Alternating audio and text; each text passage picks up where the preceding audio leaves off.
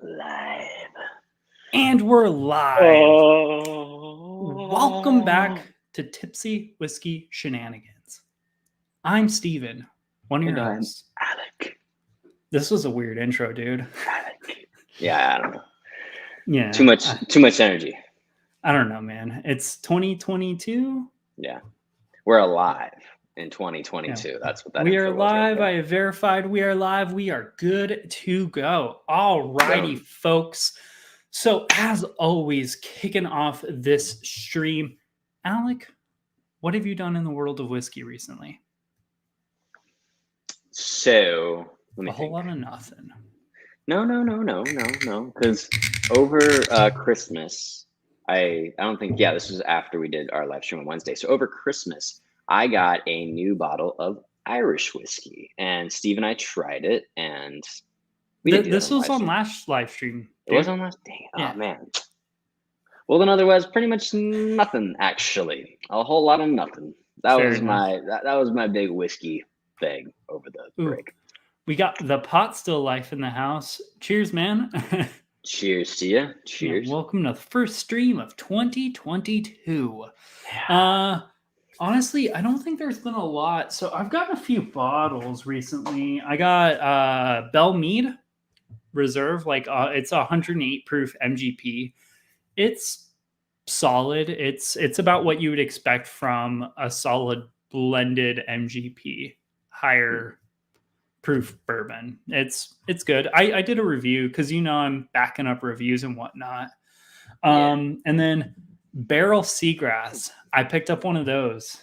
Oh. That bottle is fantastic. It is a finished. It's in the spirit of this video, which is it's a finished rye whiskey that's finished in Armagnac and cognac casks, I believe.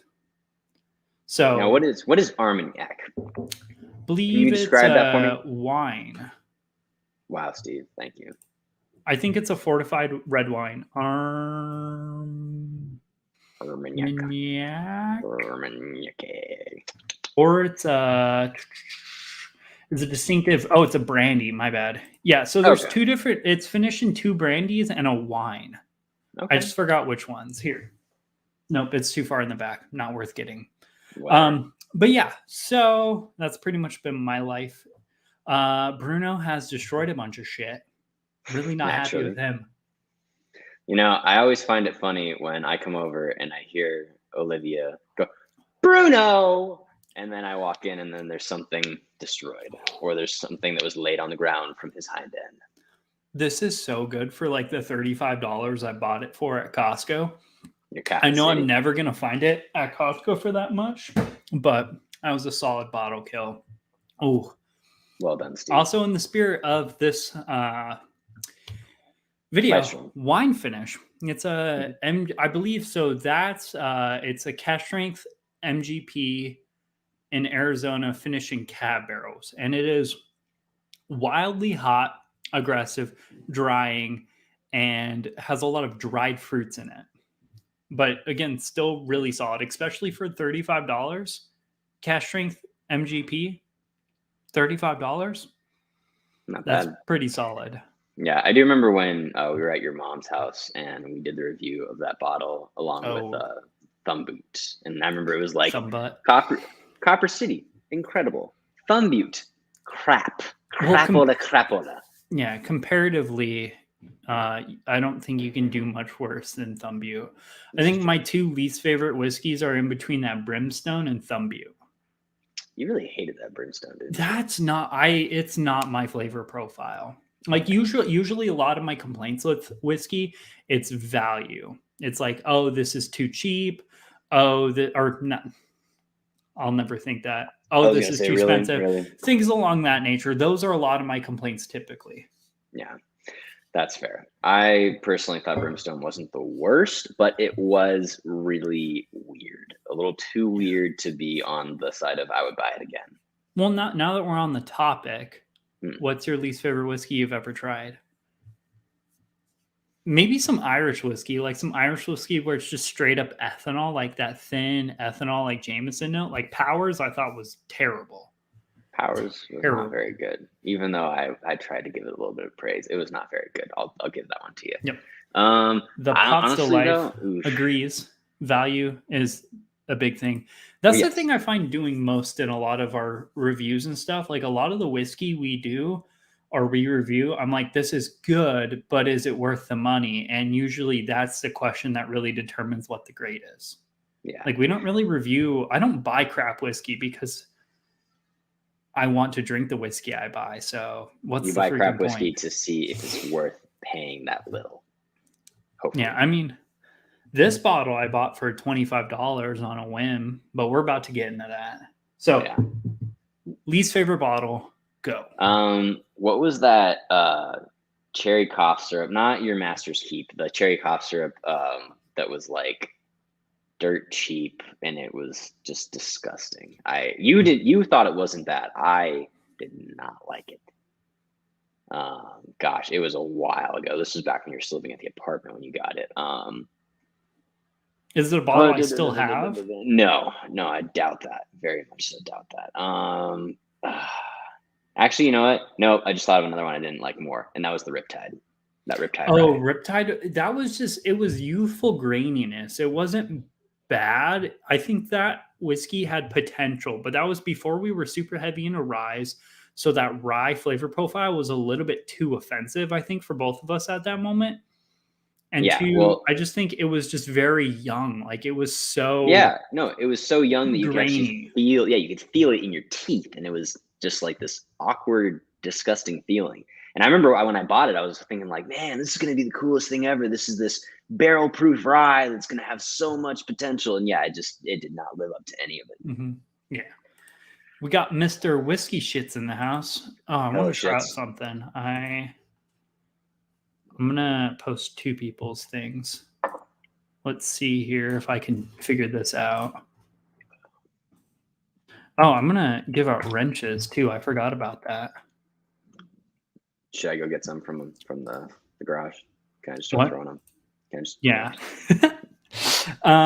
Okay, so today we are getting into some finished whiskey. So essentially we're covering the aspect of what is finished whiskey, and I mean, not necessarily what is finished whiskey, because a lot of people know that. I don't think we're qualified to speak on behalf of that. It's more so just if finishing whiskey makes it better. Yeah, our thought processes of finished whiskey. Yeah. At what point is finishing a whiskey worth finishing a whiskey? Yes. I mean, kind of. More so so one of my favorite concepts in whiskey or whatever is just when we got into Scotch, I realized everything in Scotch is finished. But that's not something you see heavily in American whiskey. Bar a few things like High West store picks. Almost all of those are finished in wine. And then we have a few other bottles that we're going to go through here today that are finished in brandy, wine. The Seagrass, for example, that's finished in a peach brandy, and it's fantastic. I absolutely love that rye. It's wildly off profile. You'll see my review on Tuesday of it, but it was amazing. I loved it. So we're kind of going to go through. So we have two bottles here. So we got Davies County. So we have the Davies County Bourbon. And then we have a Davies County Bourbon that is finished in Cabernet Sauvignon barrels. Dude, I'm so glad you never became a Somm. I know. The way you say that is just... I'm dyslexic. I'm not good at any of that. But yeah, so this is essentially bourbon from Lux Row. I believe this is sourced. Let's see here. Distilled and aged in Kentucky, bottled for Lux Row. I believe they're sourced. I don't know enough. I didn't research that, to be honest. But so we're going through that, and we're going to kind of see what did that cab bring versus the original offering, and then now this cab finish offering, as well as we're going to go through a High West double rye and then a High West double rye store pick, which is finished in PX sherry barrels, which is Pedro Jimenez barrels. I feel like you said that completely wrong as well, but I'm not going to get into it. Pedro Jimenez. I think it's spelled with an H, but it's pronounced Wait, why is it Jimenez. PX? Why is it PX if it's spelled Pedro Jimenez. Yeah, but you said it was PX. Yeah, PX Sherry. Well, because they have to fit like that whole last name in a tiny little thing. So PX, it's an abbreviation. Okay. Do you want me to sit here and explain what an abbreviation means or an acronym? Nope, that's fine, buddy. You just keep doing you. All right. I love the way you talk sometimes. Listen, kid.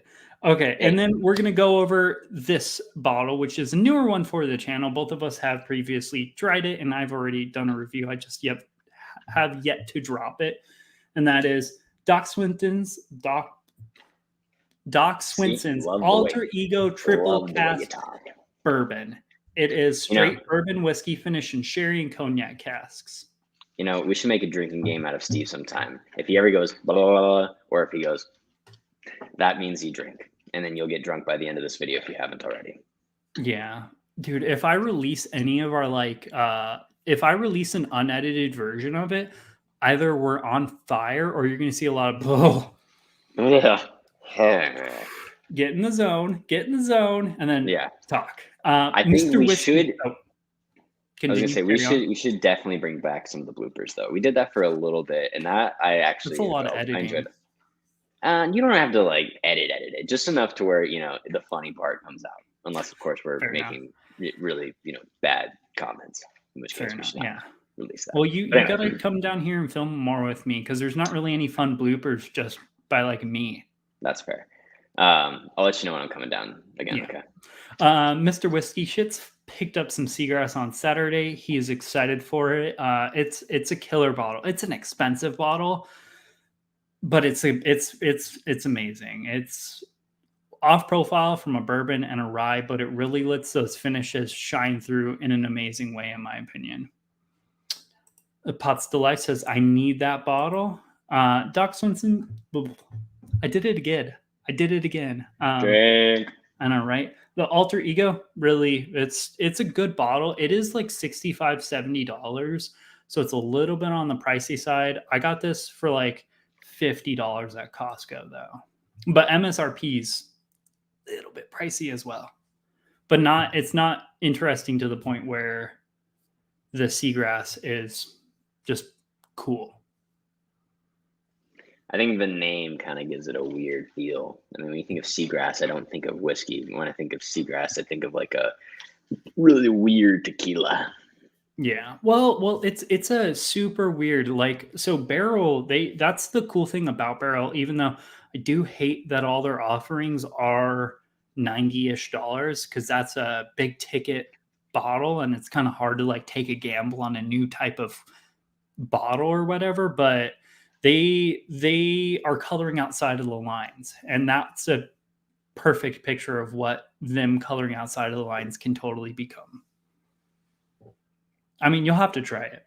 Yeah, but we've been monologuing, or I've been monologuing for like 14 minutes now. So let's get into what we're doing here, and we're comparing basically two bottles side by side, one unfinished, one finished, and we're going to kind of see exactly what this does. So on the left, we got, for you, I need you to pour A and B.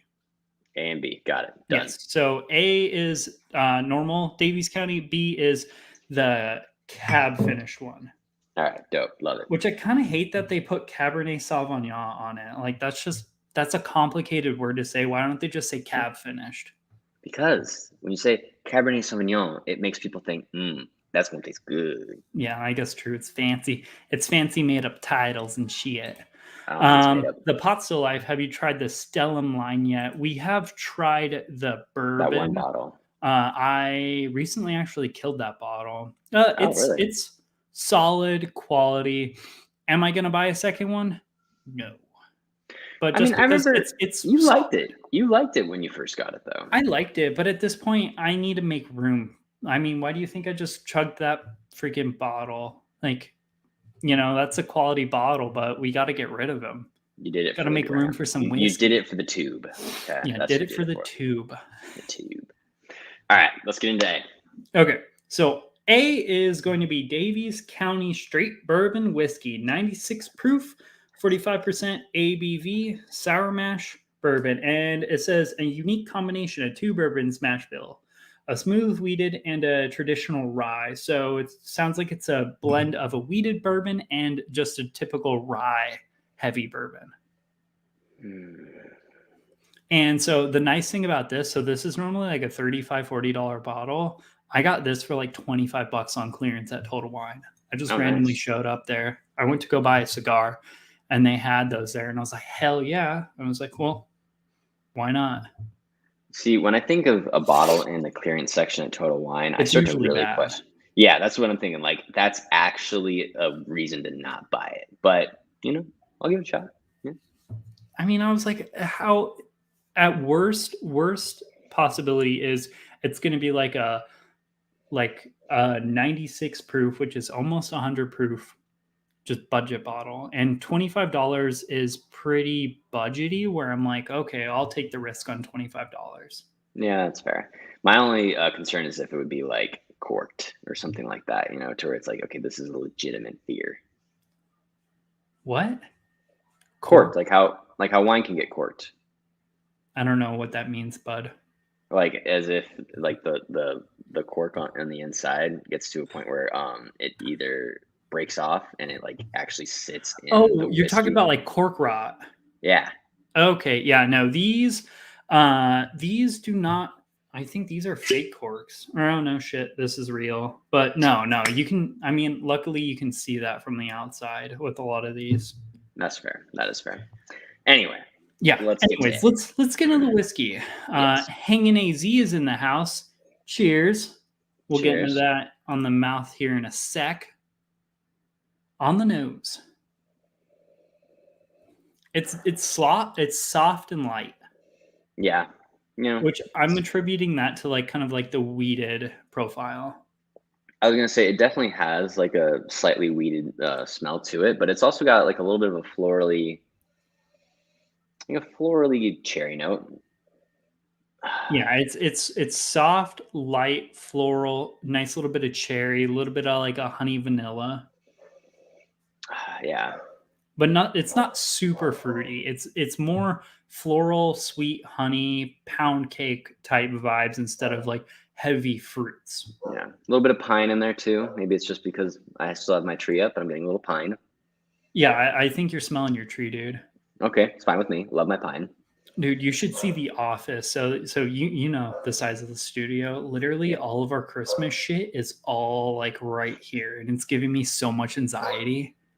You better hope Bern doesn't come in there and knock it down. That's no, I closed the door because he's a freaking monster. Yeah. All right, palate. Yeah, palate.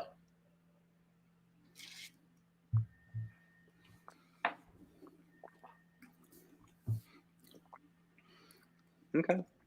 See, sweet caramels, vanillas, slight tinge of oak, a little bit of that like sour wheat, and then just like citrus and some like floral aspect, but I can't quite put my nose on that floral. Okay. I was going to say a little bit of plum and a little bit of apricot. Okay. I'll give you a peach. I'm cool with a peach and an apricot. I don't know about plums though. Oh, I got bad news for you. What? So in the midst of the Advent, I somehow managed to lose our Weller 12 review. Wow. So I had to refilm it today.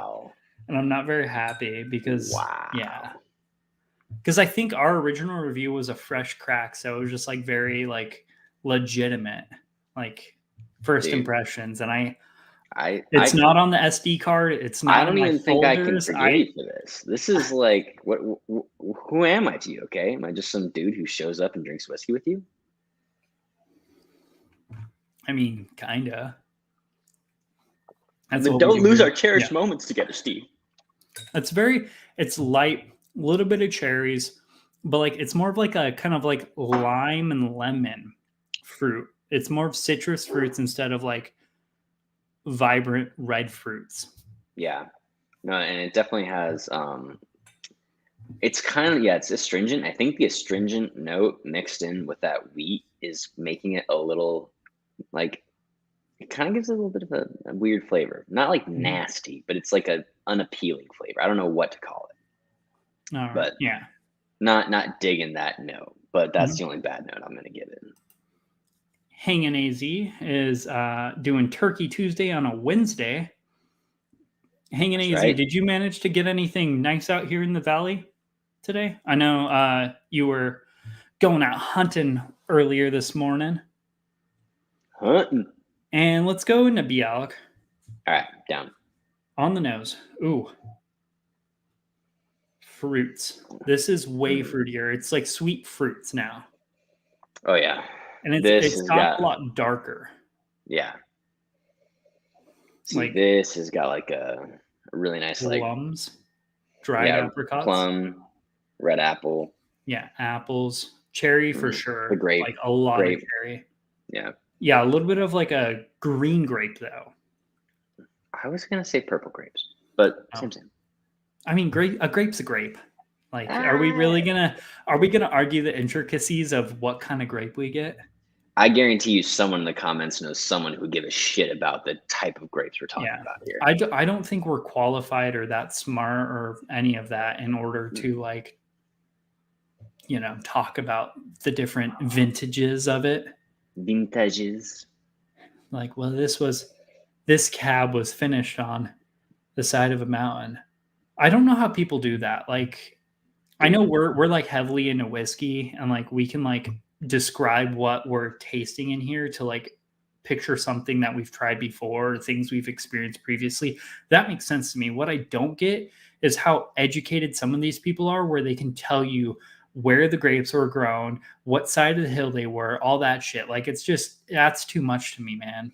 Yeah. I don't get it. Well, if you spend, 20, 30 years, 40 years in the business, you work on a vineyard, I guess you can kind of tell because you look at the damn hill that you're talking about. But yes, otherwise, I'm in the same boat as you. I don't really get how they can be like, it gets approximately 14 hours of sunlight a day. Like, how do you know? How do you know? Yeah. Hanging AZ says he just went out looking for some Old Granddad bottled bond, some Rebel 100, picked up a Wild Turkey 101 instead. I mean, Wild Turkey 101 solid. So you went budget hunting more or less. You're doing more so like upkeep instead of hunting for new bottles. Ooh. Yeah, now that's a finished whiskey I want to try. Joseph Magnus. I believe there are MGP whiskey that's like finished heavily and blended heavily, but again, my thought process of blending MGP. Wait. What's the Magnus Highland Scotch that you have? What? The black bottle Scotch. The black bottle Highland Scotch. Isn't that a Magnus? Not a Joseph Magnus, but yes, you do. One of like your Highland first Park. Yeah. Isn't Magnus somewhere on the? Yeah, Magnus it's Highland Park Magnus. Okay. I was gonna say Magnus sounds familiar. I didn't know if there was any kind of a connection. Hanging AZ says he's a budget hunter but has not tried Rebel 100 yet, and we haven't tried Rebel 100 yet either. Rebel, it's a wheated bourbon. It's a budget wheated bourbon, which sounds like my kind of bourbon. Yeah, and I kind of agree. Part of me wishes I was a budget hunter, but all I do is buy expensive shit nowadays. I was gonna say you're over here like, it's only $75. Yeah. Over there, yeah, she does some amazing blending. But let's get back into this. Yeah, on the palate.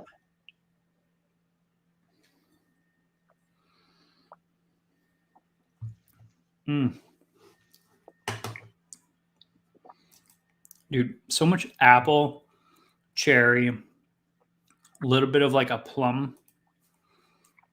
It's all very dry though. I will say one thing, like the original one was less drying than this one is. I can agree with that, but cabs are known for being somewhat dry too, so that might be a little bit of the product of the type of wine it is. I will say this one gave me a little bit of a bready note too, though, and it kind of reminded me of like almost like a cobbler.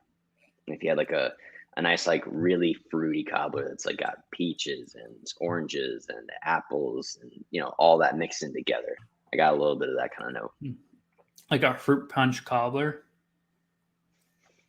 For sure. It's a fruit punch cobbler. I totally agree. Hanging AZ, I like 100 proofers, Bottom Bond, and of course Wild Turkey 101 and Makers 101. Yes. I wish I still had that Makers 101 because I would love to do a revisit of our like original Makers Mark flight. Oh, put that up against that FOE. FAE02. Yeah, sorry, FAE02. Or 46 cash strength. Now that I figured out what I like in the realm of Makers, I wish I had Makers cash strength and Makers 101 and just normal Makers Mark because I phased those out and I'm not willing to spend the money to buy those again. Yeah, well, no, I just think that just the FAE02, the 101 that was a limited release, and then the 46 cast strength, those 3 bottles put up against each other, be really cool to see in a blind which one comes out on top. Yeah, dude, that just 46 is so solid. Like 46 is probably my favorite budget wheated bourbon. 46 is just a damn good bottle in general. Yeah. It's not even a budget. Like the budget doesn't matter. I mean, still think that's like $30. No, but I'm saying if you told me that bottle was $40, I'd still say it's probably worth the money because it's a damn good bottle of bourbon. Yeah. Hanging AZ says 101 is really good, and $32 for 101 is solid. I'm just not the biggest fan of the typical Maker's Mark. The 46 and the 46 wait. Like wine. Wait, did you really just say that Wild Turkey 101 for $32 is a good deal? Oh, well, by 101, I'm assuming he means Maker's Mark 101. Okay, I was just clarifying because if you're buying it for $32, that's a ripoff. I've seen it for $28 and I won't even buy it.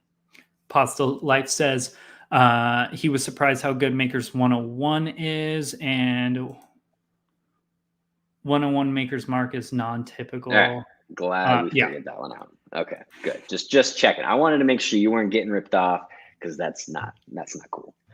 But overall, just to recap our Maker's Mark story. Yes. I'm just not the biggest fan of Maker's Mark as a whole, but I found that I really, really enjoy some store picks, 46 cash strength, and the wine finishing series from last year. Yeah. I like those. I'm looking forward to more of their finishing series, but I don't think I'm going to go out and buy another Maker's Mark product that's not like wood finished unless if I can try it beforehand. Yeah. And I think we also agreed because we went to Total Wine once and we looked at the next level of Maker's Mark above those, like the 101 and the 46 cast strength and all that. And we decided that it wasn't worth necessarily, like we liked that level. That level was a solid, like price point, flavor, finish, like everything across the board was worth the money there. Yeah. Hanging AZ says, I got Wild Turkey 101 for $18 at Walmart. That's the same thing at Bashes. That's about the price point you should be getting it for. Yes, absolutely. Yeah. Okay, so overall, what flavors do you really think the cab finish on this this Luxborough product is bringing to the table? I would say a lot of darker red fruits, a little bit more of like a tropical-esque fruit too, kind of like a pineapple maybe. And then, but it's all it's slightly more drying. I agree. I think that slightly more drying note isn't a bad thing though, because it gives it a little bit more options when it comes to things like pairing, because pairing with wine and food is a very big thing. I would love to do a pairing with something that's like this and see how it goes. But I also think that overall, I like the cab finish one better just because the regular one had that like weird, like I said, weeded astringent oak note that was not my biggest thing, and I didn't get it on the cab finish. So I don't know if it just negated it or if it overpowered it, whatever the case may be. I like that better, and I think that overall it wasn't too drying, and it was a lot more flavorful when it came to the palate, especially. Yeah, I think it's kind of weird that you got a weird astringent wheat note on the Davies County. I mean, I slightly see it, but it's not very astringent. It's just a slightly like creamy, buttery note that I'm getting, but it's not soured. Like where some of the wheated products I get soured, and maybe that's because it's blended. So there's also some high rye bourbon in there as well. Mm-hmm. But it wasn't like overly like soured, like I would say like a, Maker's Mark, for example, is. Well, I think that over the year and a half now that we've been doing this, I have finally kind of figured out that wheated note that you don't like. And I don't think it's great by any means, but I think I've kind of figured out where it lands in the palate. And I know that astringent oak note had something extra to it, and I'm attributing it to that wheated funk. So I might be wrong, but that's just where I'm putting it. Okay. All right, shoot me if you want to, but that's where I'm putting it. I mean, I've wanted to shoot you for a lot more reasons, and I've yet to do it. So, like, it's not going to happen over this. And I'm very capable of doing that. Very capable. Hanging AZ says, my next bottle will probably be 1792 bottled in bond or Maker's 46. I don't know which one I would buy out of that. I like the 1792s heavily. I think 1792 bottled in bond is like $40, where Maker's 46 should be like 31. So if you're going for budget, I would say Maker's 46, but 1792s are also really freaking good. The full proof might be my least favorite, and I'm a proof whore. So I don't understand that, but yeah, I was gonna say I remember not liking the bottled in bond as much as just the regular 1792. That's what I've got in here right now, and this is a damn good bottle. But 46, I think, is just a really unique bottle, especially for a wheated whiskey. It's good. It's just good overall. Totally worth getting. I don't think we've had. Did you have 1792 bottled in bond off the channel? Because I don't have a 1792 bottled in bond. Wait. Oh, no. Sorry. No, you're right. I'm thinking about the full proof. Yeah. We're talking about 1792 at 100 proof. Yeah, because I agree. Anywhere from like 100 to 110 is a perfect drinking proof for just drinking. For tearing apart, I think like 110 to 120 is amazing. And then anything over 120 starts getting a little aggressive, which sometimes that's great, sometimes that's too much. There's been plenty of times I've poured, like, for example, like Jack Daniel's barrel proof, and I'd be like, this is too much. I poured too much, too hot a proof. And I like it's even wasted. Yeah. But no, we should get the 1792 bottled in bond. That might be one of my next buys. And then we can do single barrel, like do a blind of single barrel, small batch, bottled in bond, and full proof, because we have the other three. Yeah, I think that's a good idea. That's a good review to do. Yeah, I mean, that would be a fun live stream. Hanging AZ says, I love rare breed, but 100 is my sweet spot, and I totally agree. 100's that perfect, just like fun drinking proof. Yeah, where you can have, more than one glass and you're not worried about getting wasted, but you're going to enjoy every sip. Yeah. I mean, you've noted, I don't want to ruin tomorrow's video, so I'm just not. Don't ruin it. Don't ruin it. I was about to go on a spiel of like the bottles. So tomorrow's video is going to be a recap. So Alec, you know how I collect all the corks. So I went through all the corks we collected this last year, and I kind of tallied up what bottles each one of them went to. I mean, some of them I couldn't decide just because, some corks are just ambiguous at best. So the ones I could for sure like attribute to one specific bottle, I added them up. And the bottle we killed the most this year was very, very surprising. And once I tell you this, because I'll tell it off camera, because I don't want to kill the video before I release it. Okay. But I don't want to say ashamed, because I'm not ashamed, but I didn't see it coming. Okay. I kind of have an idea in mind, but we'll discuss that later. Yeah. Here, text me it. Okay. I'll go through some comments. So the Pot Still Life 1792 bottle bond is really good. I have the single barrel of it and absolutely love it. My dyslexia kicked in there. I switched it over. Yeah. Tit and Yeah.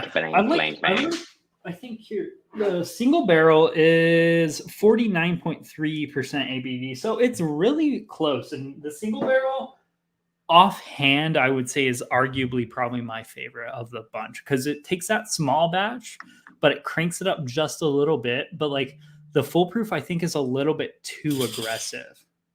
Gotcha.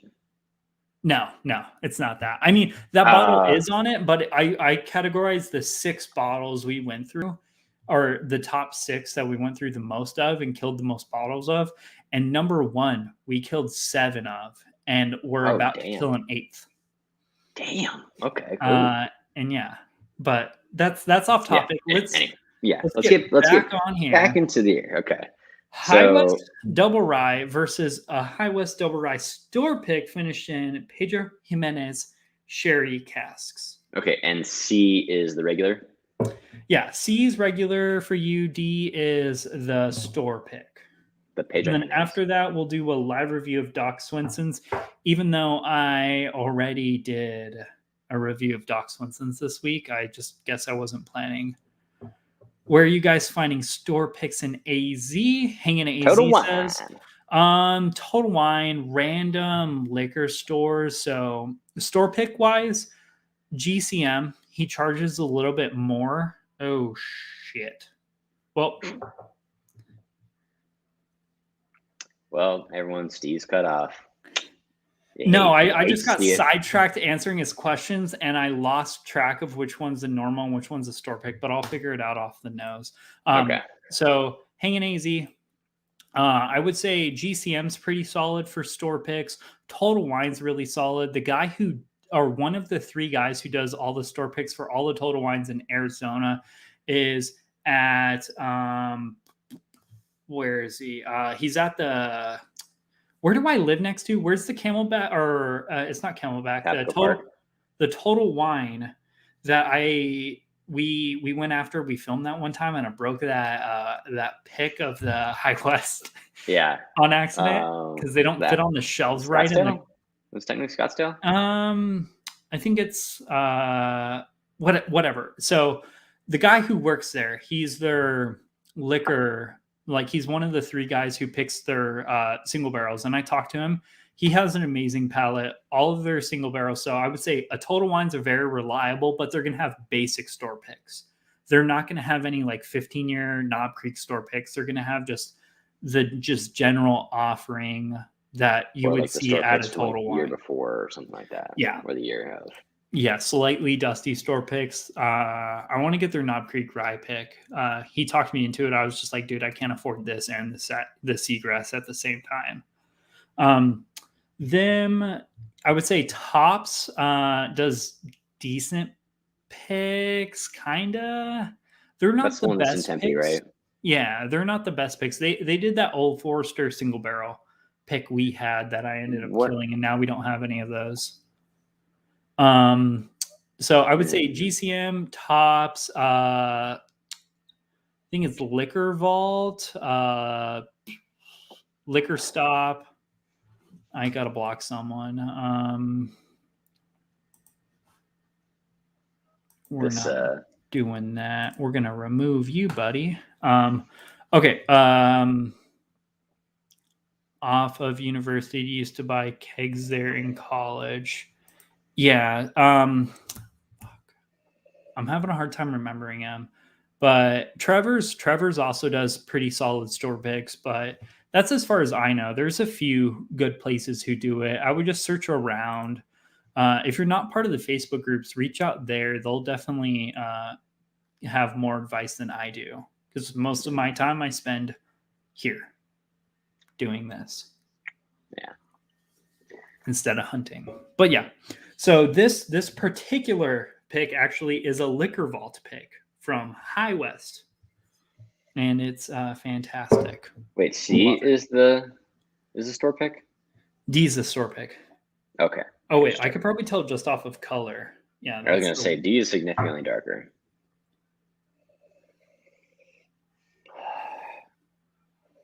Okay.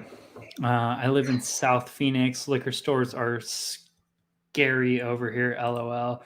Yeah, I live in Papago, but some of the stores I've gone to are a little ghetto. Or I live over near Papago, but more like west He's of off Papago. of, yeah, he's more near the airport, like Yeah. west. Where things can get a little wild. A little dicey. Good thing I'm good with a Glock. Yeah. Okay, so on the nose, Steve. Herbaceous. It is I herbaceous. love double rye. Double rye is such an amazing budget rye whiskey. It's also nice because it has such a lemon honey kind of smell to it that's like just super like refreshing. You know, it's like a candle. Yeah, this is fantastic. I'm excited for next week's live. I wanted to do next week's live this week, but I already made the thumbnail. Next week's live, we're doing High West. Here, let me read the board. So it's shit. I can't read. I wrote them too small. I believe it's the Pinhook Rye, the Lost Monarch Rye, High West Double Rye, and then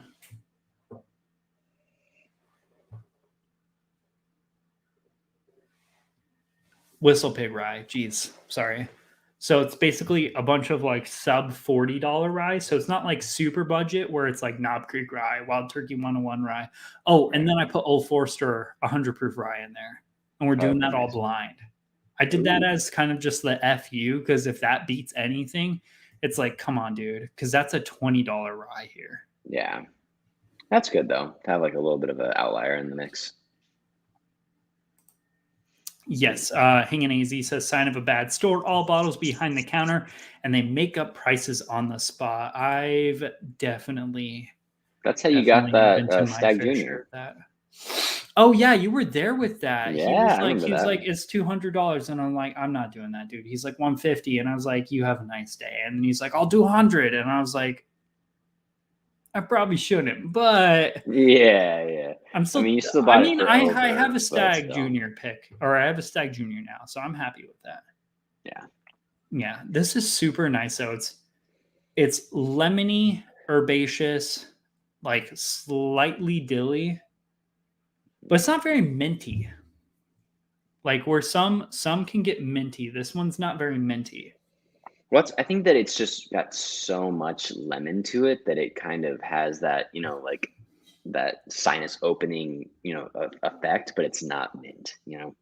Yeah. It's like that, like really lemony, you know, honey, dilly. It's like, yeah, herbaceous and also super floral. Yeah. It's a lemon honey tea. So you're sick. You make some nice, like sleepy time tea. You make a hot and toddy. Or like an Earl Grey. You add some honey to it and you squeeze a lemon in it, you're good to go. Oh, I thought we were actually just going to pour this into it, but okay. Whatever. Oh, well, you know, when in Rome. I don't think this will make you very, like, good when you're sick. Hey, man, I've had plenty hot and toddies when I've been sick, and they all help. Oh, no, I'm feeling like crap right now, though. Not going to lie.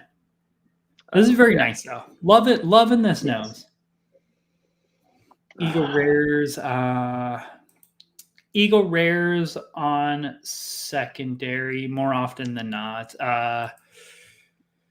No, hardly ever find them in the wild. When you do find an Eagle Rare store pick, it's around $50 to $60, which honestly, I'm not spending $50 or $60 on an Eagle Rare store pick ever again. Yeah. I still haven't opened up that Fries pick. I was gonna say that first one you got was like so grapey. It was over the top grapey as hell. I mean, I liked it. I just don't want to spend $50 on a 90 proof whiskey when I can buy a rare breed. Damn straight. All right, palate. Yeah, palate time.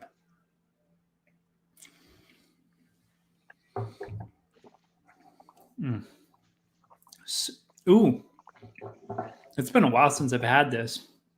It's super dill forward, herbaceous, slightly lemony, citrus, but like there's a tinge of black licorice there. I can see the black licorice. About mid palate, there's a spike of that. Yeah, no, I agree. It's a good because at first it kind of in a way almost tastes like maple, like a maple bacon, but it is that black licorice that you're saying. I agree there. Yeah. Hanging easy. Oh, by the way, I feel like we should preface, we don't do a lot of hunting. Most of my time I spend editing videos that you guys watch.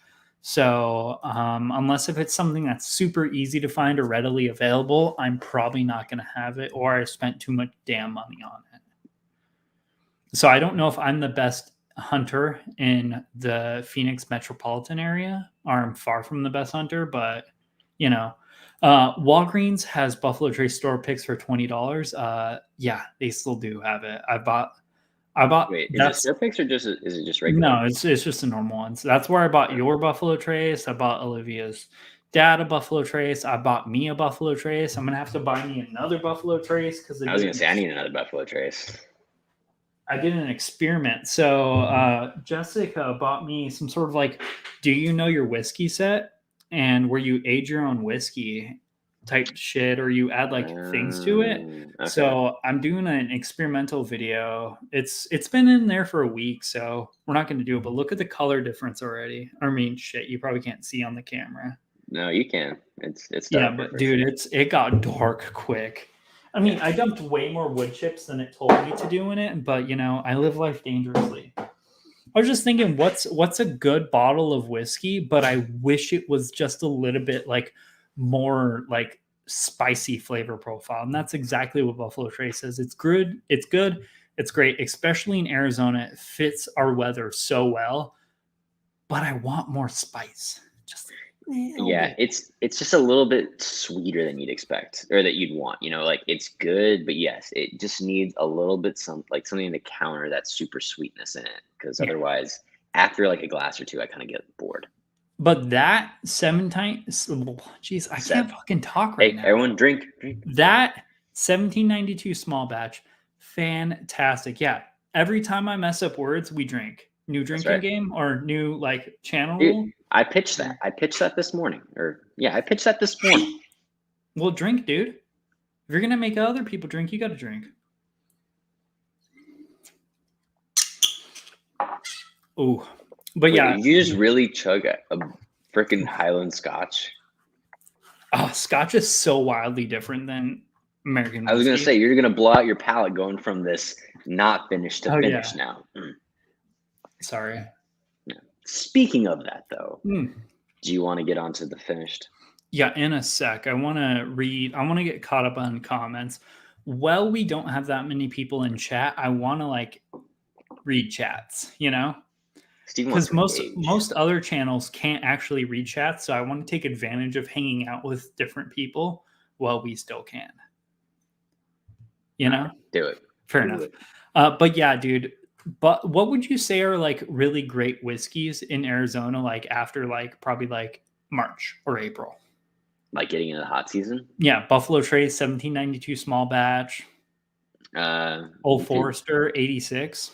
Yeah, you could throw that into the mix. I'd also say if you get just like I don't know, like an Elijah Craig small batch, I think that wouldn't be a terrible one. It's a little bit too spicy in my opinion, but I also love Elijah Craig small batch. I think as far as like poolside whiskey to have though, you've got to put it's Buffalo Trace, dude.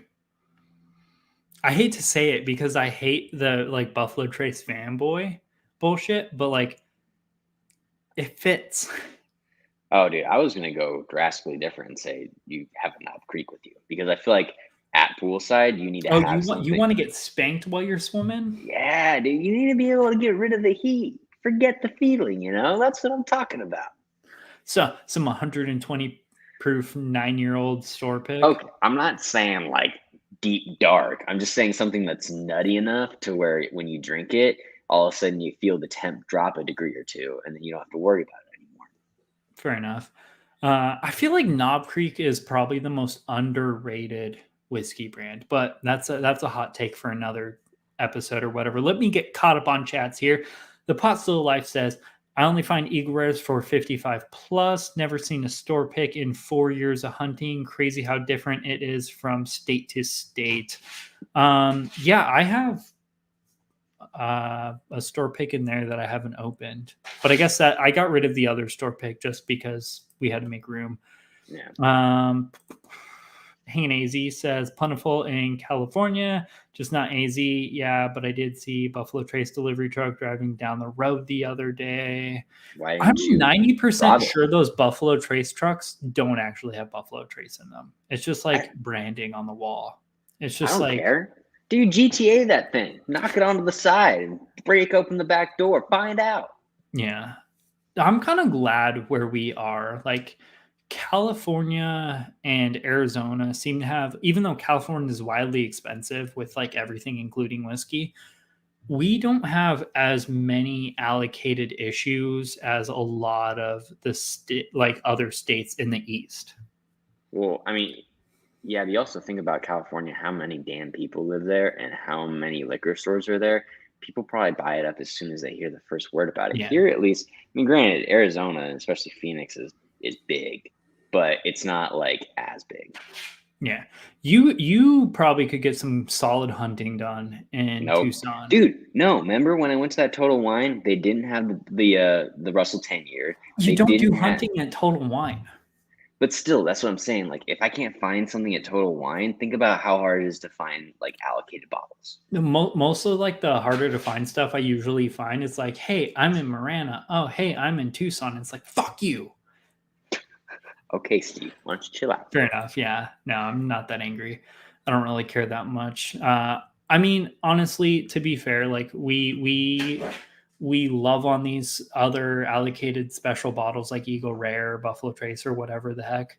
But like, there's a bazillion different kinds of brands of whiskey that are quality for the money on the shelves. So I don't really care as long as I can still get quality on the shelves.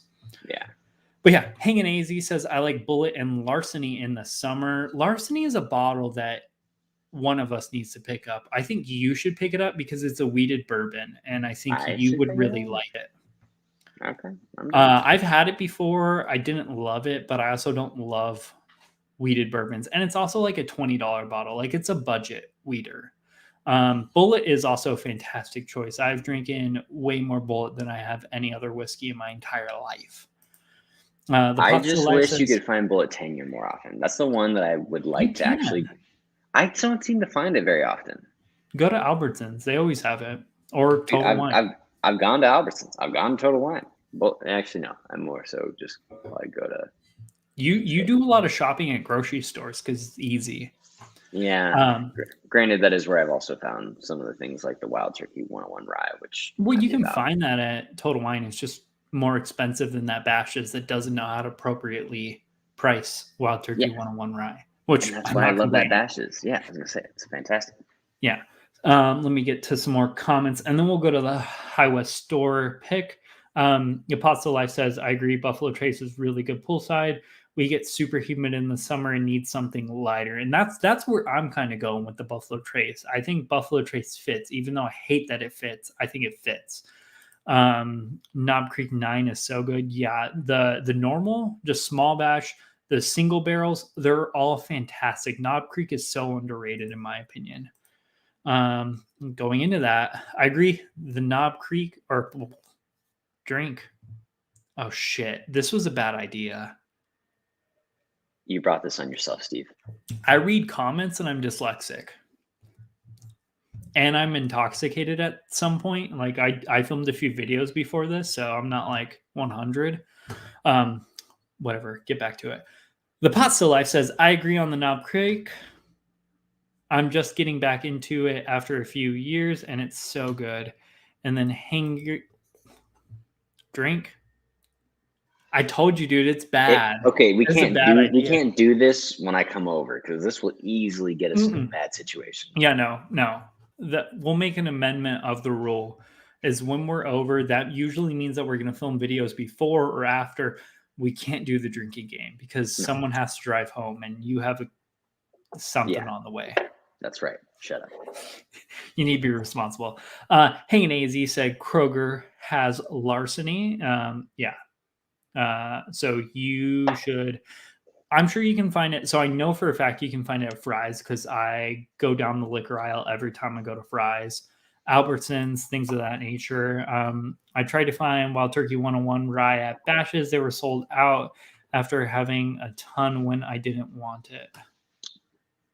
Yeah. Actually, yeah, no, the last time I was there, they were out of it too. So maybe it's kind of the turning of the tide, which makes me sad. Maybe they learned that they're pricing it off. Dude, I bought at least 5 bottles just in the last 6 months. Yeah. I mean, you bought that one that's sitting here on the shelf. I think I gave you another bottle. I was like, here, dude, the channel needs this. Yeah. The Pot Still Life says, LOL, I'm about to misspell on purpose just to see you drink more. Whenever I see his name, I'm gonna be like, get it together, Steven. Get it together. Yeah. Just like when we do this 19th take of one intro where I'm like, welcome back. I'm blobbity blah blah blah and she flobbity fleeby flew. Well, no, the funniest thing is when you go and then you just stop. You don't even say anything. You don't do it right with your hands. Like that's what gets you off. Dude, I probably have 2 hours worth of raw me going. Yeah, you're like, fuck. Or Hanging AZ, we're getting too sidetracked, dude. Hanging AZ says Safeway Albertsons has good selection depending on the store.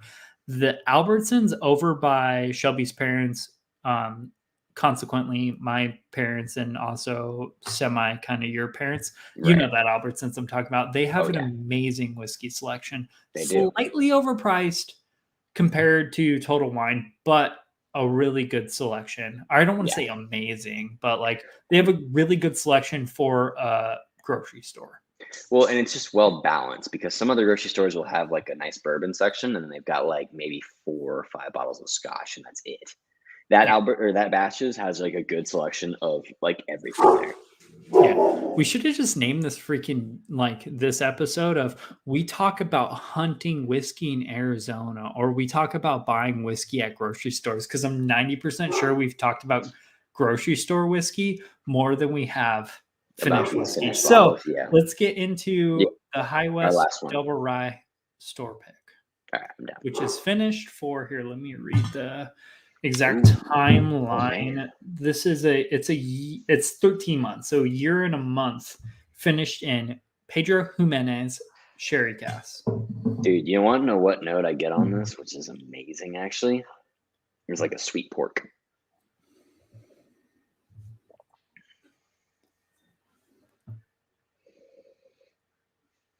A sweet meat. I don't get a meaty. I get a meaty flavor. I get a little meaty flavor on this. I get a sweet bread, kind of like the Hawaiian honey bread, the one where they put the little naked baby plastic toys in them.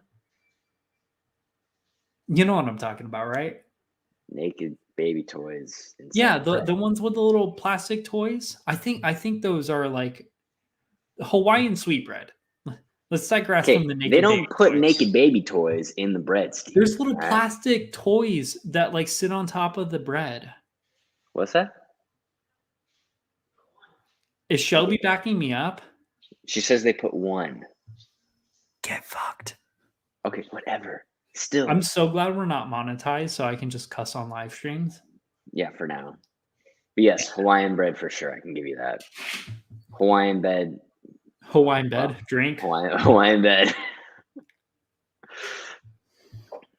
Yeah, it works both ways, motherfucker. All right. Okay. Sorry, I'll try to keep down the language, though. Sorry, guys. Yeah, they're children. I'm starting to get comfortable with you guys. Yeah, that's some definitely sweet Hawaiian bread, and I still get a little meaty flavor. The Pasta Life says, I love that bread, but I never gotten that naked doll. See, I got someone backing me up here. No naked babies. If Shelby buys more groceries than both of us combined, because she actually makes dinner more often than not. Yeah, you got. So I trust Shelby above everyone else on this note, on this specific thing. Don't let that get to your head, Shelby. I know you can. Steven says he trusts you more than anyone else with all things, and he wants you to know that. Oh, sure. Okay, let's get back to the whiskey guy. The Pot Still Life says, I need to come to AZ. You see, I had to pause there and make sure I read it right. But yeah, dude, if you ever come to AZ, let us know. We'll show you a pretty solid time, or at least I will, because you'll probably be in Phoenix. But if you go to like Tucson, this douche nozzle. Hey, shut your mouth. Who goes to Tucson? People. To kill themselves? No, for music To festivals. Die slowly inside? Okay, some people come down for U of A games and, go to Mexico and shut up. Okay, so sweet Hawaiian bread, but then it's also fruity. Yes. A lot of peach, pears, apples. Yes. Cherry. Pineapple. It's very tropical. It's a Hawaiian punch on the nose for me. I have one nostril that's not blocked up, so I don't fully trust my nosing for the day, but it is what it is. Hanging AZ says Tucson has the best Mexican food, and I wholeheartedly agree. I grew up in Tucson, and I freaking love the Mexican food there. Who goes to U of A games besides when ASU plays them? Fair enough. Yeah. Hey, there's a bowl game here. There was a bowl game here. There was a bowl game here this last weekend, actually, over New Year's. So, boom. No one came, but boom. Alec, I just want to point out one thing. You're wearing a Polytechnic shirt from when you went to ASU, and you're repping the U of A. I'm not because saying U of A is you want good. to validate that Tucson has a reason to exist. Look, I'm saying people love to come watch U of A lose because they suck.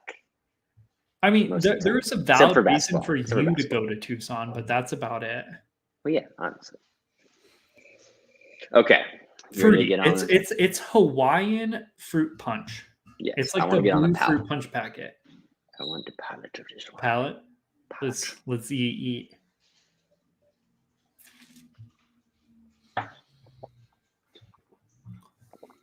Mm.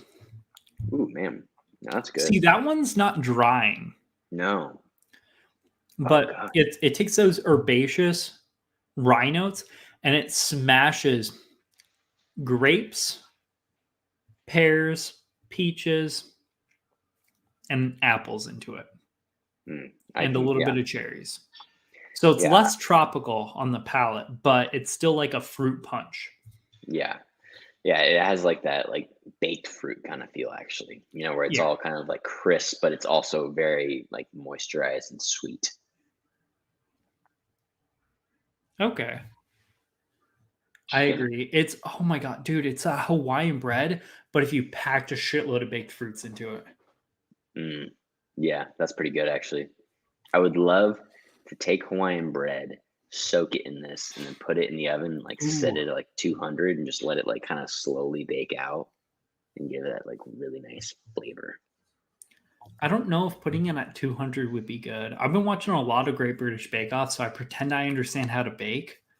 And I know Olivia does all the baking, but since she's, gluten limited, we don't do a lot of gluten filled desserts and shit. But the last show I watched, they had it was some sort of biscuit, breakfast, baked bread type thing. And it had a bunch of fruits on it, and it was a crusty outside. That's exactly what I imagine, like a Hawaiian bread, but if you had a more crisp outer edge and it was filled with brandy fruit. That sounds amazing, actually. Yeah, that's fantastic. Okay, so what do you think that sherry finishing did to the High West Double Rye? It definitely just brings a super fruity flavor into it, basically. The Hawaiian bread, I don't know if it's mix of everything or not, but it's just really sweet, really fruity, and like you said, isn't dry. It's still got a lot of moisture to it. Mm-hmm. Yeah. So here, let me get through the chats really quickly. I am ASU alumni. Went to school with Jake Plummer and Pat Tillman. Nice. That's freaking awesome. Pot Still Life says, which one drink? Which one is that? Sounds amazing. This is so it's a High West Double Rye store pick that's finished in X Sherry. This is by far my favorite double rye store pick I've ever found. Drinking from my mess up.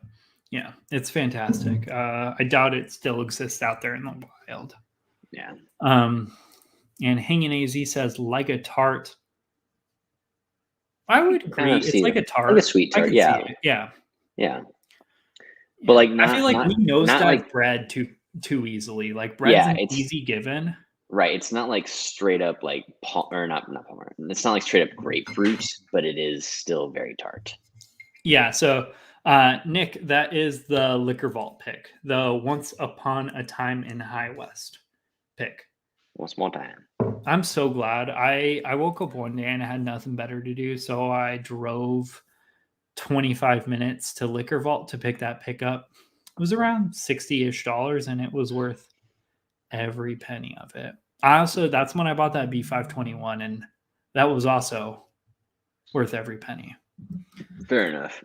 Yeah. So now that we've gone through everything, I think honestly, like kind of So my general consensus of finishing whiskey, it imbues the flavor of whatever previous spirit was into that whiskey. And wait, okay, real quick. Which of these two do you think was more worth finishing? Oh, the High West Double Rye. I feel like the Double Rye makes a good. So the Davies County, it already had like a flavor profile, a concept. It was already a really quality whiskey. Where I guess High West Double Rye is, but I feel like rye is really good to finish because I said this in my review of the Seagrass that's coming out next week, but I think bourbon is a little aggressive to be finishing, where the finishing doesn't take the forefront.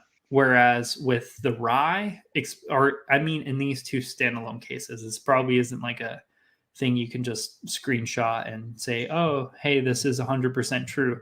But in these cases, they follow that same concept, and that is the bourbon was a little overpowering. So the wine finishing didn't take the forefront. It was the bourbon, and then there was an accent of wine.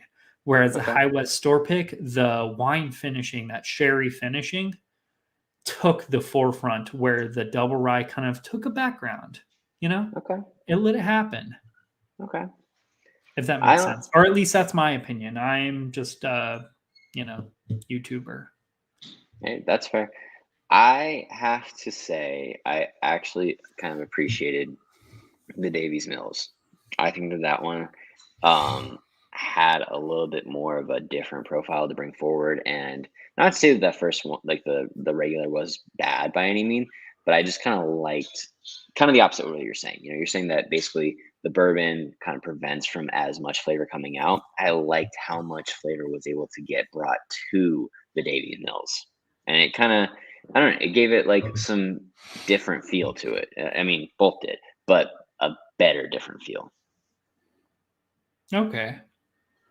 I mean, I don't inherently disagree. I think so. What I will say is the finishing improved both, in my opinion. Yes. Even though the Davies County, that cab finish slightly made it a little bit more stringent and drying. That was the only negative addition. Everything else was an improvement, in my opinion. Okay. So yes. I will say finishing definitely does improve in this two particular case study, which is a very limited subject group pool. You're the one who passed college and shit. But yeah, so I just think finishing whiskey in wine barrels or other barrels is a wild concept, as I've learned with the barrel Seagrass today and some of the High West store picks I've been able to get, and just other things that finish. The one we're about to drink, this is Mgp Whiskey. Tell me this tastes like Mgp Whiskey. This is 6-year-old Mgp at where is it? 95.8 proof.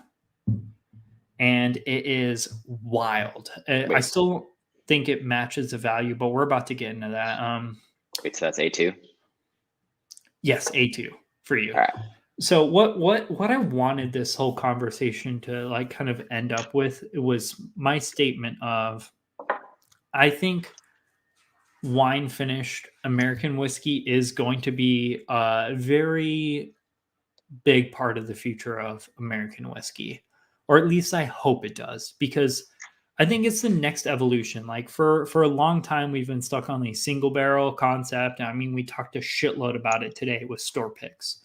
Those are all single barrels, single batches, specialized whiskeys. Like, I think the next way to go is going to be wine finishing. Oh, hey, what if we put this in here? What's it going to do? You know, things of that nature. I think that's the future, or I hope that becomes part of the future.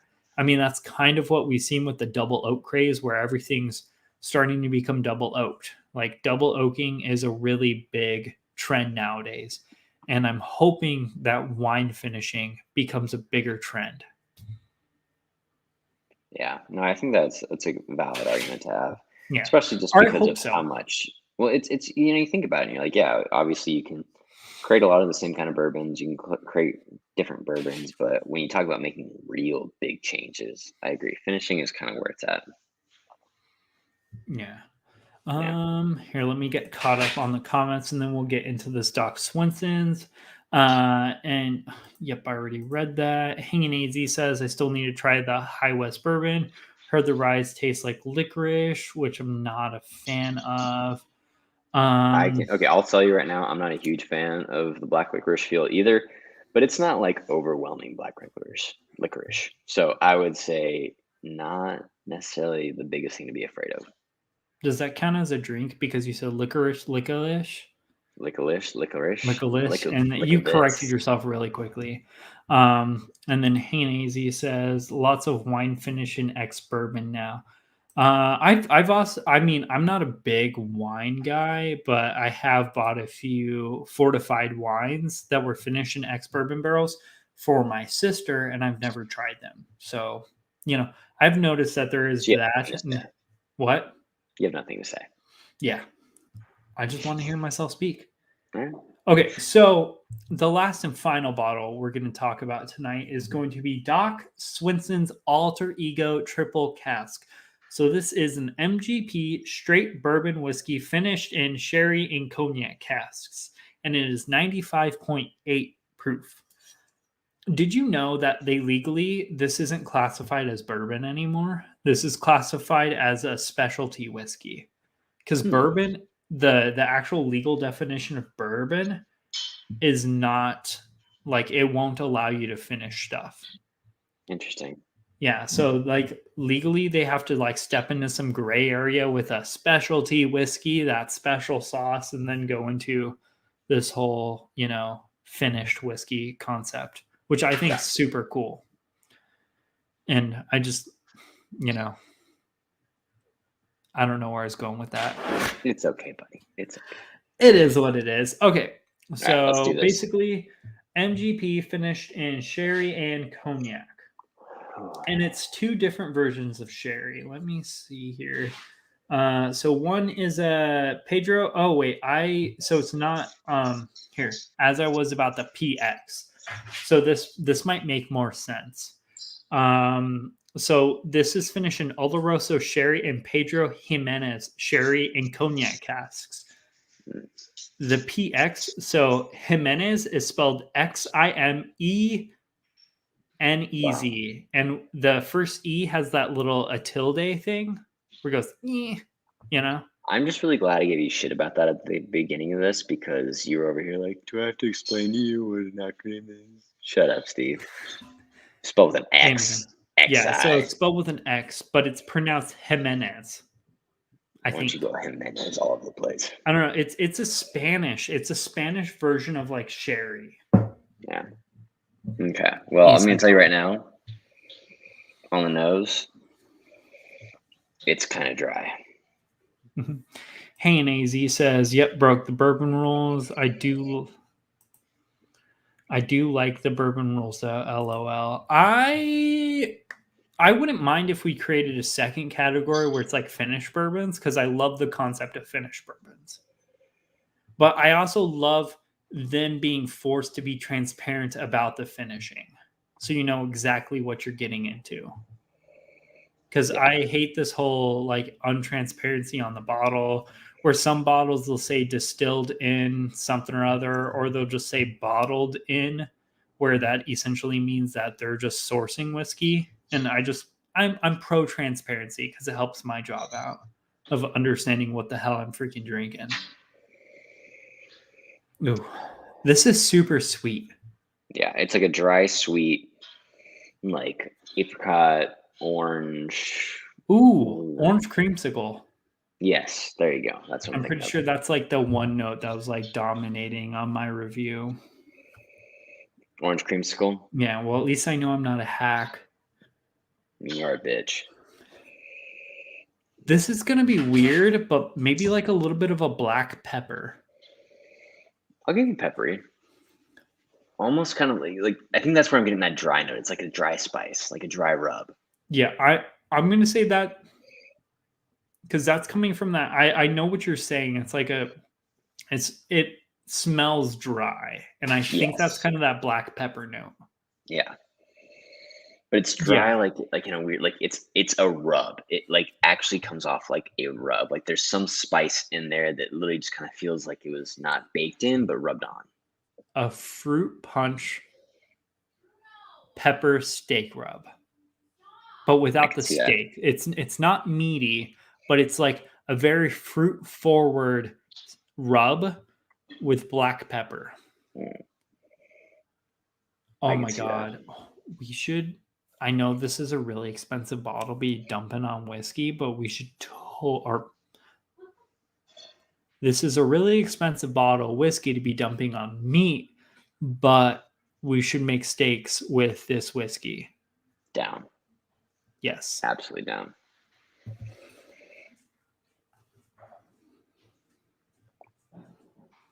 Yeah, Hanging AZ says, I still think some companies are adding things and not disclosing, though. And yeah, that's where I'm at. I personally want everyone to be completely transparent. That way, like, why are you trying to hide what you're doing? Like, if you're doing something shameful and releasing a product and you're ashamed of that, why are you releasing that product? I mean, I kind of get it because they don't want to be releasing like their actual, chemistry of it and everything. But yes, as long as you can just be like it's finished in sherry or it's like give the general idea, but don't give away your full recipe. I don't care if they like are transparent with the mash bill or whatnot, or I don't even care how long, or if they're like, hey, we don't want to tell you how long this sat in a finishing barrel. I just want you to say it sat in a finishing barrel. Like, yeah, that's fair. I'm cool with that level of transparency. Like, I don't want to get insider secrets where I can kind of try to copy your work per se. I just want enough where I know you're giving me a quality product and you're not doing some shifty ass shit. That's fair. No one wants anything that's chemically altered and whatnot. Yeah. This is fantastic. All right, let's get on the palate.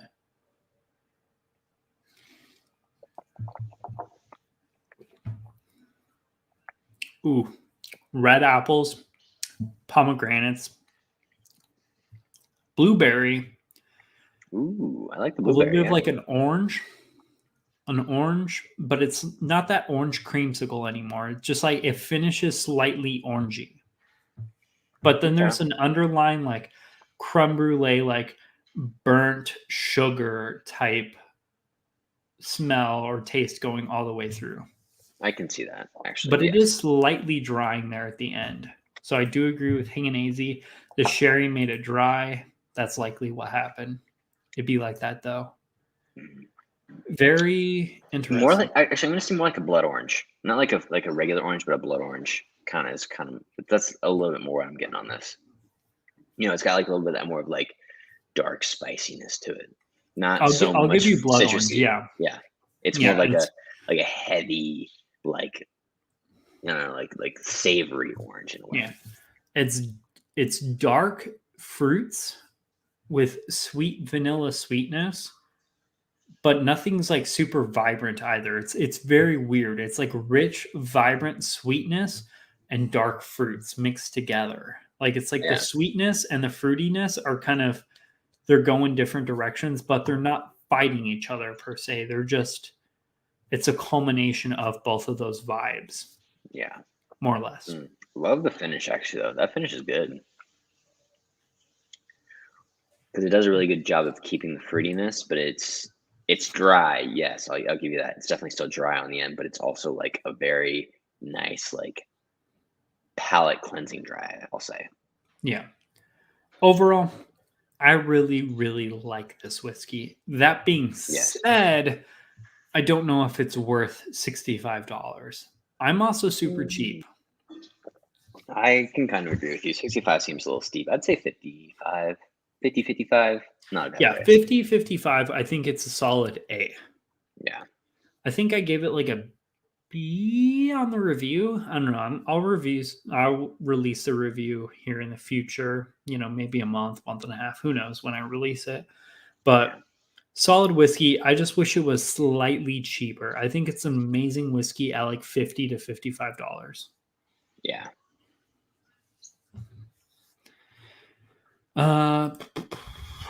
Nick Hartman says at $65, I wish it was at 105 proof point. Yeah, and that's the thing. If it was slightly hotter, it might be worth it. I feel like once you cusp $50, everything should be 100 proof or more. Yeah, I agree with that. I mean, I guess the finishing aspect gives it a little bit more of a price point, but I absolutely agree. You should be bringing it up because you want that flavor. You want more out of it.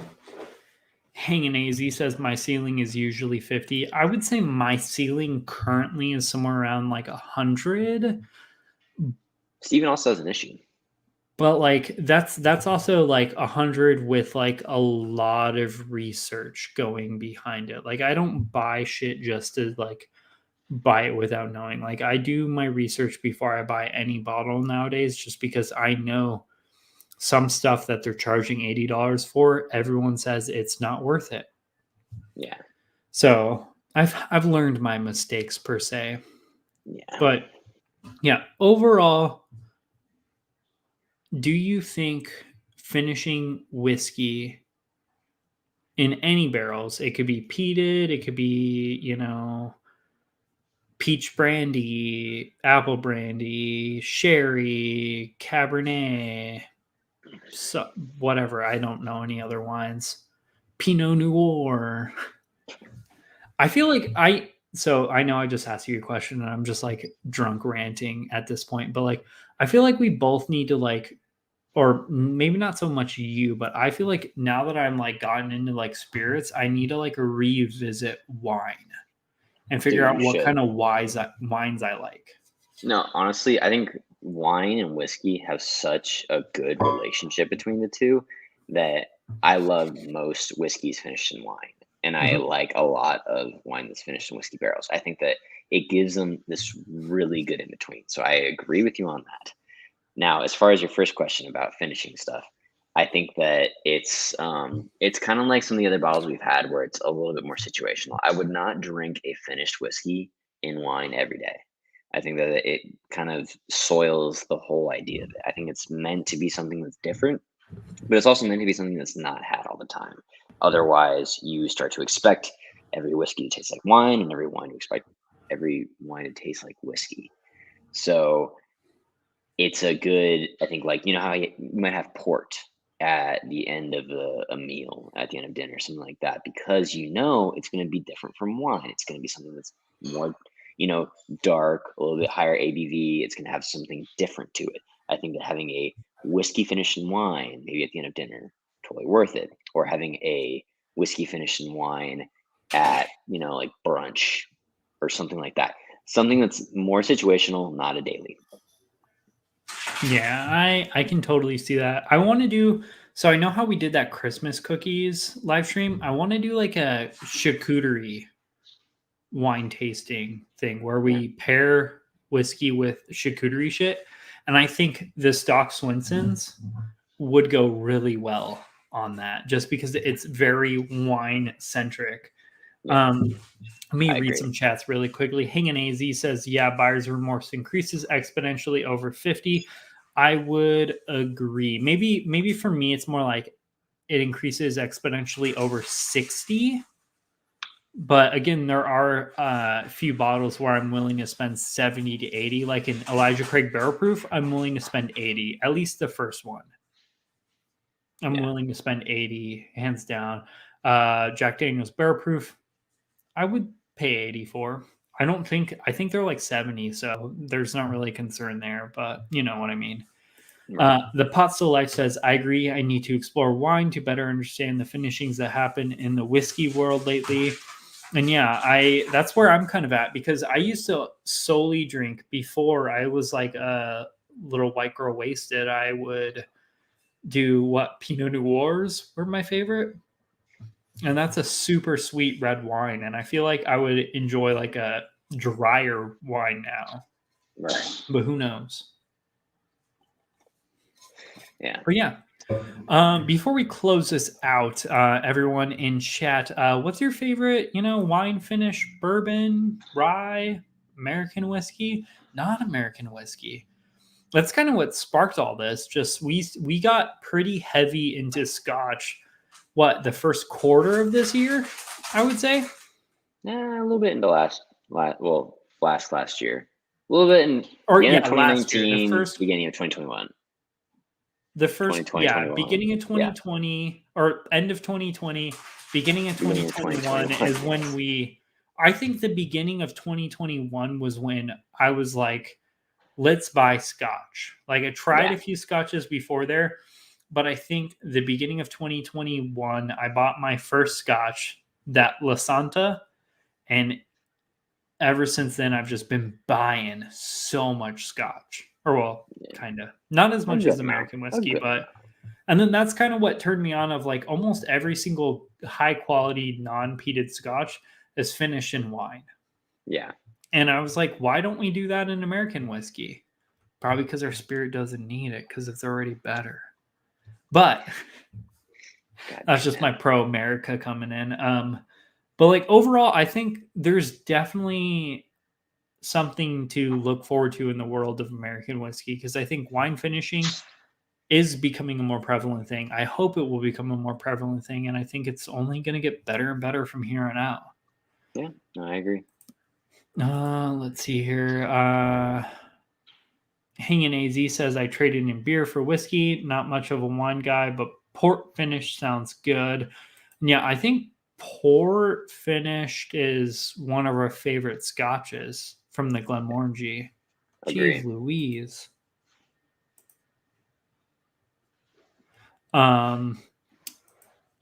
Nick Hartman says Foregate Sherry Pie. I don't think we've had any Foregate before, but I've heard only amazing things from them. Well, and Sherry Pie sounds pretty damn good too. Yeah, that's true. And Hanging Easy says bourbon is better to my taste, and I think we all agree. Everyone in chat, if you're watching our channel, you definitely care about whiskey. Yes, especially bourbon. So yeah, Alec, any closing out words for the chat? Yeah, I just think that finishing whiskey is it's a good thing to look into, and it's something that we've enjoyed, especially lately. So hopefully there's more to come. Hanging AZ, why is there always a bot on whiskey chats? I literally do not know. Ever since we've started growing the last, I would say, our first few live streams, we had none. But our last 3 or 4 live streams, we've had bots come in. I don't know. I don't make the rules. I just work here. Right. The Pot Still Life says, agreed, bourbon is better. And hell yeah, it is. Even though I appreciate wine. Wine, honestly, this is going to be a weird take. And sorry, Alec, I know you're trying to close up. And I know we're about to end the stream. But wine is too freaking expensive. Wine can be expensive. I agree with that. Just because when you open up a bottle of wine, that shit goes bad in a week. Yeah, so it's not something you can savor necessarily. Yeah. It's something that you have to drink pretty much not too long after you've opened it. This is going to be on my shelf for probably a year. With how I buy and how I drink, and my New Year's resolution is to only drink on the channel or on the weekends. So, so far I've been spot on with it. I've been super sober this week, which is hey, shit, man. It's only 5 days in. Hey, I'm doing good. Okay, don't discredit me. I will not. But no, that's why I like this, is because like I don't have to worry about this shit going bad unless if it's been sitting there for a year and the cork's gone dry and the seal's broken. You might see some loss of flavor, but honestly, it might be negligible. Kind of like our decanter video. Like that shit dropped off after like a year or a month. It dropped off after a month. But that's also in a decanter with a really crap seal.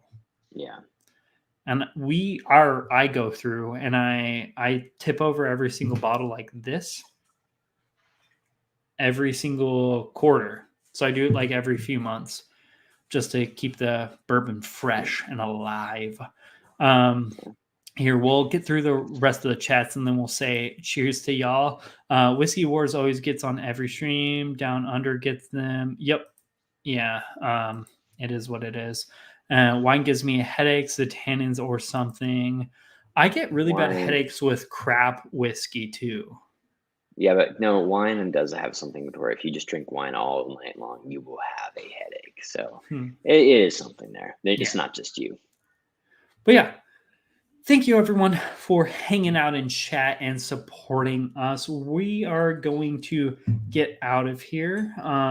But yeah, thanks for showing up to our first live stream of 2022. We will be live streaming every single Wednesday at probably 6:30. 6:30's pretty much worked for us. But yeah, cheers, y'all. We'll see you next time. We'll see you next time.